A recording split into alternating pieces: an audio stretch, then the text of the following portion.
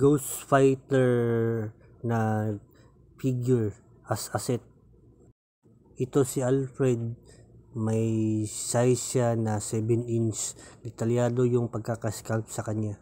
Meron siyang foot support para makatayo. Ito naman si Vincent, nasa 6 inch ang size niya. Detalyado din yung pagkakasculpt sa kanya. Ito rin si Jericho, nasa 6 to 7 inch ang size niya. Detalyado din yung pagka-sculpt sa kanya.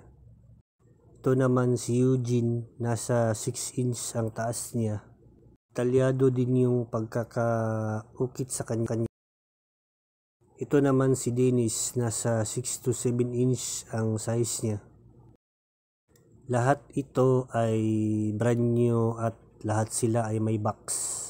Inalis lang sa box nung kaibigan ko para i-display.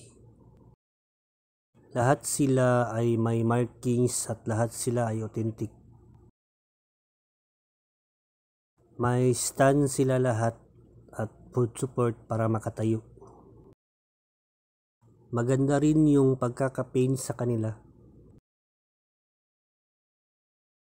Okay ito pang koleksyon. Lalo na pag marami na sila. Tignan nyo naman, napakaangas pag nakadisplay na yung 5. Binibenta rin pala ito nung kaibigan ko. PM nyo lang ako kung interesado kayo dito. Lahat ito ay may box. At lahat ito ay authentic. Tamang-tama siya pang koleksyon.